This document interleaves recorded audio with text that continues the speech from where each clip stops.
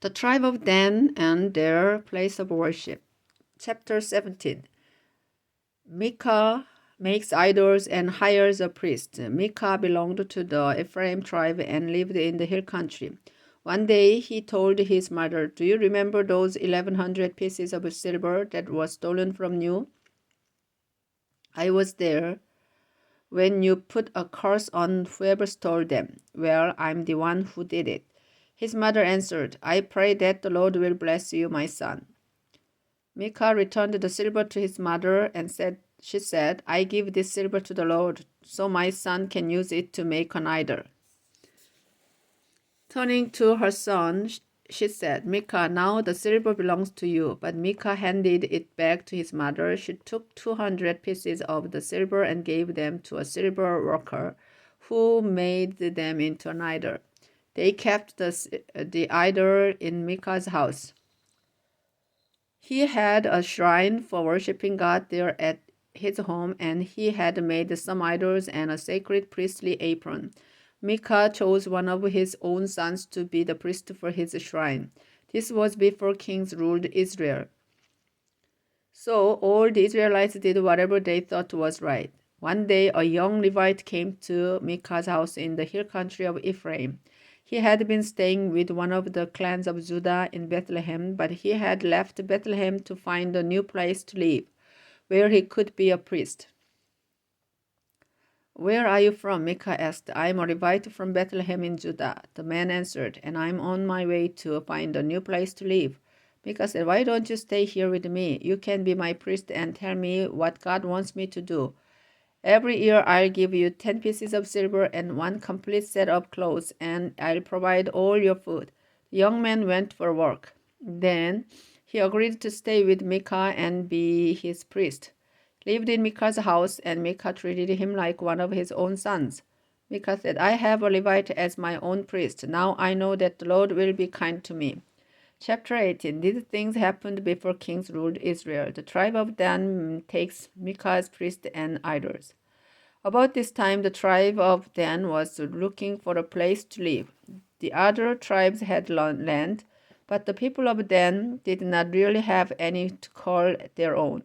The tribe chose 5 warriors to represent their clans and told them, "Go and find some land where we can live." The warriors left the area of Zorah and Eshtaol and went into the hill country of Ephraim. One night they stayed at Micah's house, because they heard the young Levite talking, and they knew from his accent that he was from the south. They asked him, "What are you doing here? Who brought you here?" The Levite replied, "Micah hired me as his priest." Then he told them how well Micah had treated him. "Please talk to God for us," the man said. "Ask God if we will be successful in what we are trying to do." "Don't worry," answered the priest. "The Lord is pleased with what you are doing." The 5 men left and went to the town of Lashi, whose people were from Sidon, but Sidon was too far away to protect them. Even though their town had no walls, the people thought they were safe from attack, so they had not asked anyone else for protection, which meant that the tribe of Dan could easily take over Laish. The 5 men went back to Zorah and Eshtaol, where their relatives asked, "Did you find any land?" "Let's go," the 5 men said. "We saw some very good land with enough room for all of us. It has everything we will ever need. What are you waiting for? Let's attack and take it." You will find that the people think they are safe, but God is giving the land to us. 600 men from the tribe of Dan strapped on their weapons and left Zorah and Eshtaol with their families. One night they camped near Kiriath Jearim in the territory of Judah, and that's why the place just west of Kiriath Jearim is still known as Dan's camp. Then they went into the hill country of Ephraim. When they came close to Micah's house, the 5 men who had been spies asked the other warriors, "Did you know that someone in this village has several idols and a sacred priestly apron? What do you think we should do about it?" The 600 warriors left the road and went to the house on Micah's property where the young Levite priest lived. They stood at the gate and greeted the priest. Meanwhile, the 5 men who had been there before went into Micah's house and took the sacred priestly apron and the idols. "Hey," the priest shouted, "what do you think you are doing?" "Quiet," the man said. "Keep your mouth shut and listen. Why don't you come with us and be our priest so you can tell us what God wants us to do? You could stay here and be a priest for one man's family, but wouldn't you rather be the priest for a clan or even a whole tribe of Israel?" The priest really liked the idea, so he took the apron and the idols and joined the others from the tribe of Dan. Then they turned and left after putting their children, their cattle, and the rest of their other possessions in front. They had traveled for some time before Micah asked his neighbors to help him get his things back. He and his men caught up with the people of Dan and shouted for them to stop. They turned to face him and asked, "What's wrong? Why did you bring all these men?" Micah answered, "You know what's wrong. You stole the gods I made, and you took my priest. I don't have anything left." "We don't want to hear any more about it," the people of Dan said, "and if you make us angry, you will only get yourself and your family killed." After saying this, they turned and left. Micah realized there was no way he could win a fight with them, and so he went back home. The tribe of Dan captures Laish. The tribe of Dan took Micah's priest and the things Micah had made and headed for Laish, which was in a valley controlled by the town of Beth Rehob. Laish was defenseless because it had no walls and was too far from Sidon for the Sidonians to help defend it. The leaders of Laish had not even asked nearby towns to help them in case of an attack. The warriors from Dan made a surprise attack on Laish, killing everyone and burning it down.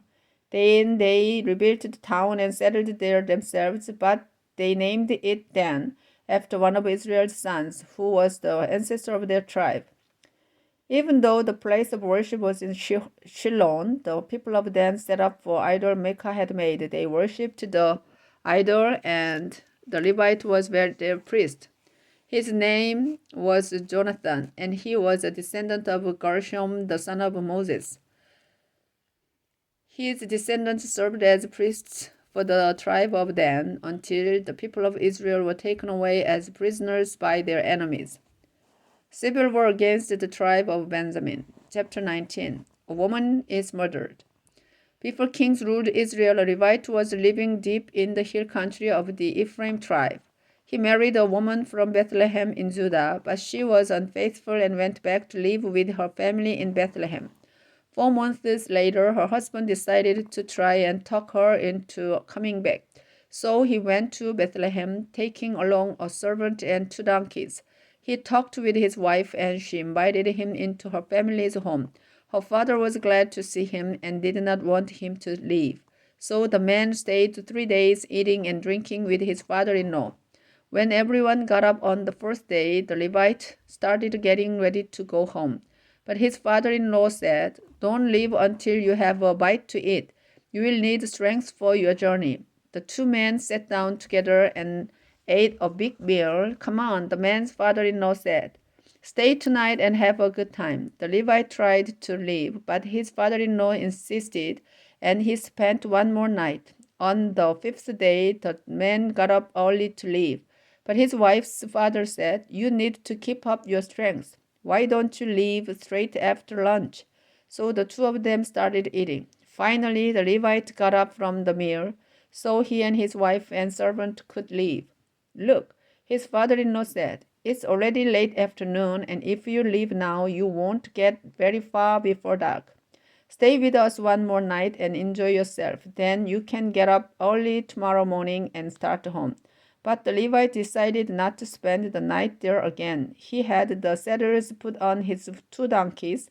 Then he and his wife and servant traveled as far as Jebus, which is now called Jerusalem. It was beginning to get dark, and the man's servant said, "Let's stop and spend the night in this town where the Jebusites live."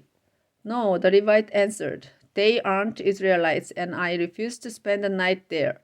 We'll stop for the night at Gibeah, because we can make it to Gibeah or perhaps even to Ramah before dark. They walked on and reached Gibeah in the territory of Benjamin just after sunset. They left the road and went into Gibeah, but the Levite couldn't find a house where anyone would let them spend the night, and they sat down in the open area just inside the town gates. Soon an old man came in through the gates on his way home from working in the fields. Most of the people who lived in Gibeah belonged to the tribe of Benjamin. But this man was originally from the hill country of Ephraim. He noticed that the Levite was just in town to spend the night. "Where are you going?" the old man asked. "Where did you come from?" "We've come from Bethlehem in Judah." The Levite answered, "We went there on a visit. Now we are going to the place where the Lord is worshipped, and later we will return to our home in the hill country of Ephraim. But no one here will let us spend the night in their home. We brought food for our donkeys and bread and wine for ourselves.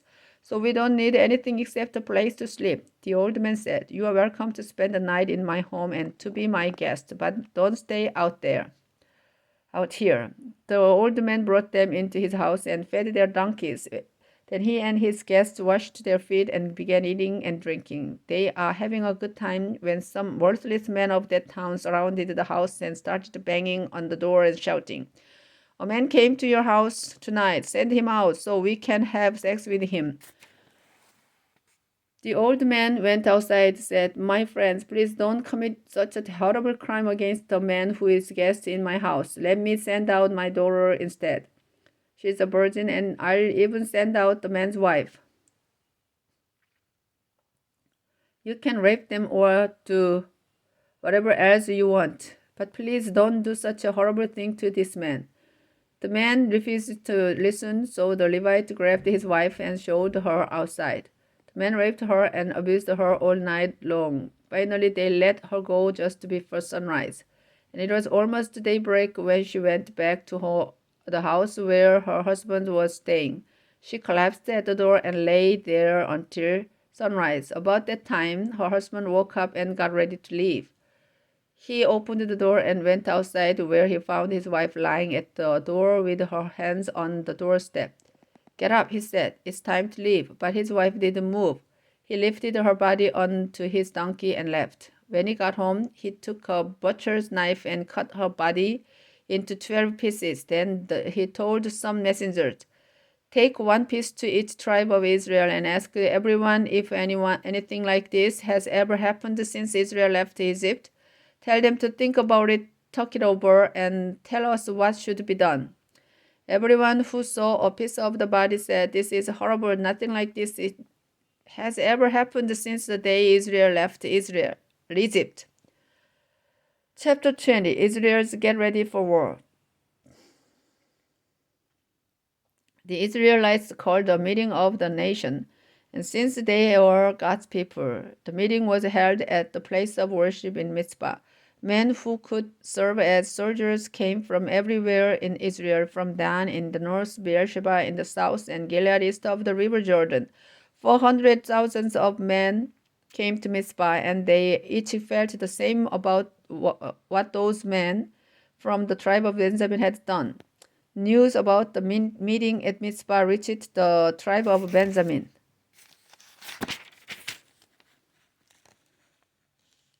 As soon as the leaders of the tribes of Israel took their places, the Israelites said, "How could such a horrible thing happen?"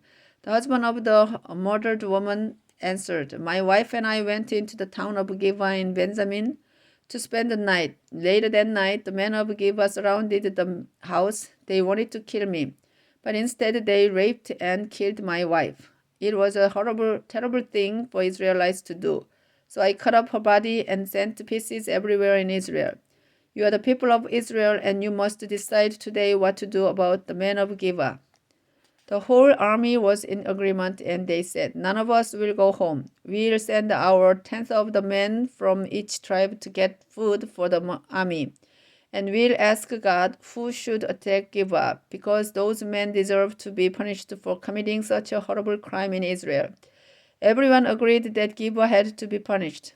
The tribes of Israel sent messengers to every town and village in Benjamin, and wherever the messengers went, they said, "How could those worthless men in Gibeah do such a disgusting thing? We can't allow such a terrible crime to go unpunished in Israel. Hand the men over to us, and we will put them to death."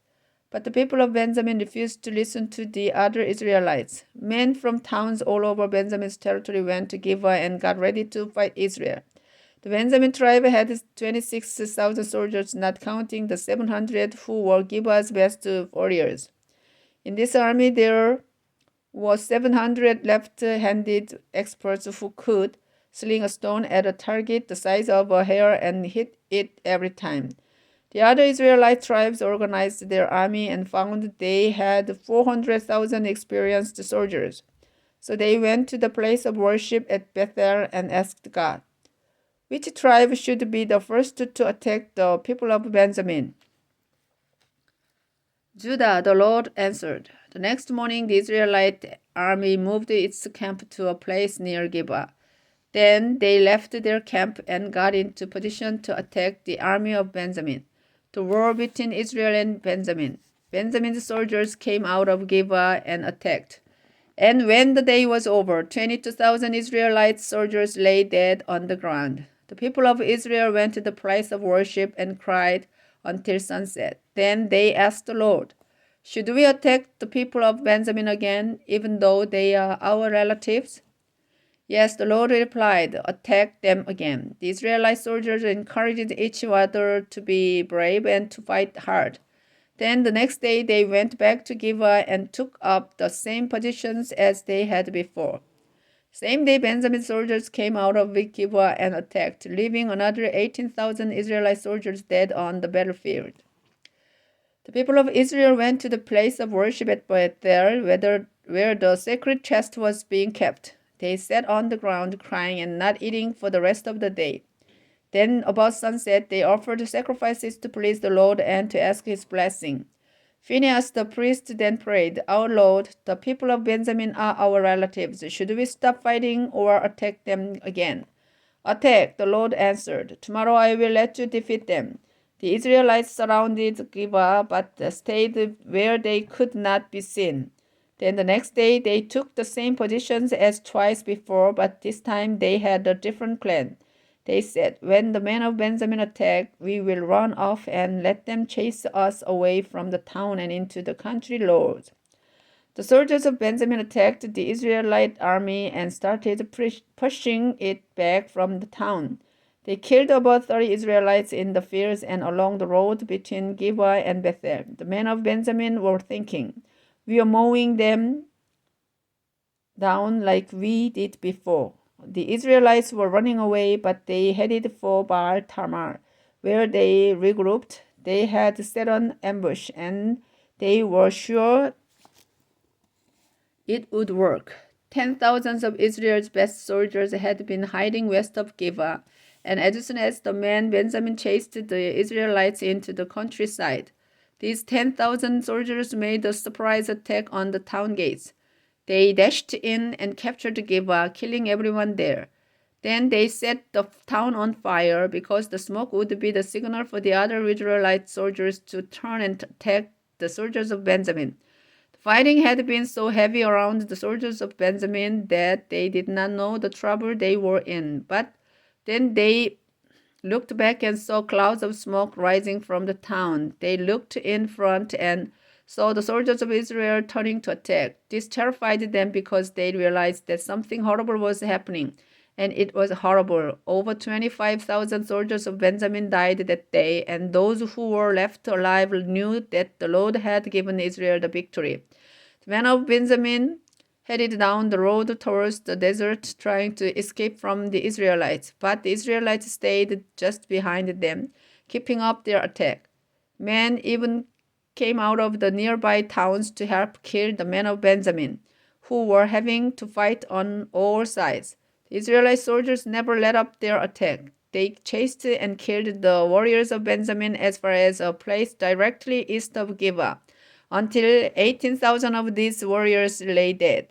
Some other warriors of Benjamin turned and ran down the road towards Rimmon Rock in the desert.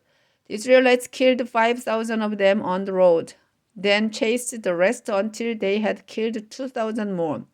25,000 soldiers of Benjamin died that day, all of them experienced warriors. Only 600 of them finally made it into the desert to Rimmon Rock, where they stayed for 4 months. The Israelites turned back and went to every town in Benjamin's territory, killing all the people and animals and setting the town on fire. Chapter 21. Wives for the men of Benjamin. When the Israelites had met at Mizpah before the war with Benjamin, they had made this sacred promise. None of us will ever let our daughters marry any man from Benjamin. And the war with Benjamin, the Israelites went to the place of worship at Bethel and sat there until sunset. They cried loudly and bitterly and prayed, "Our Lord, you are the God of Israel. Why did you let this happen?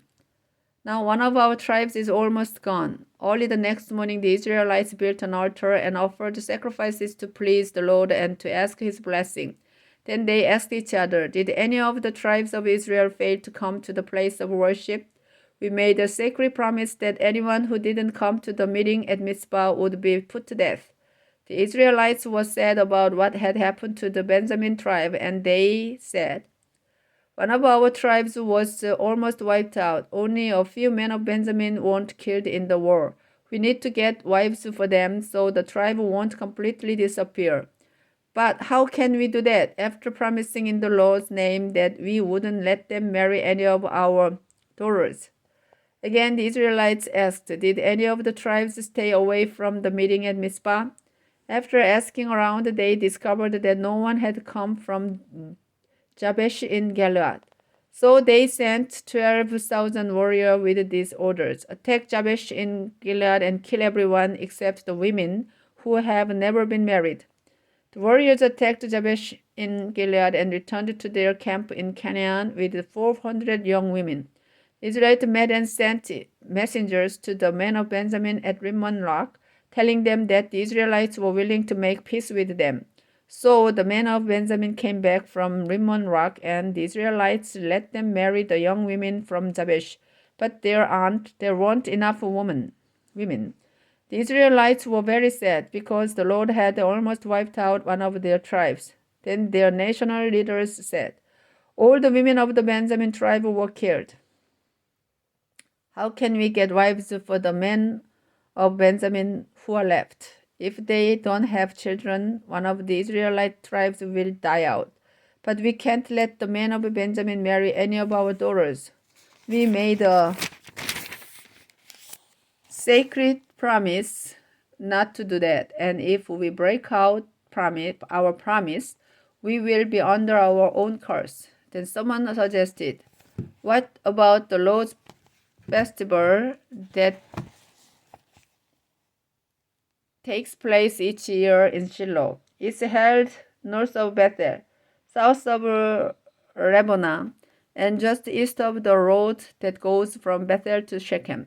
The leaders told the men of Benjamin who still did not have wives, "Go to Shiloh and hide in the vineyards near the festival. Wait there for the young women of Shiloh to come out and perform their dances.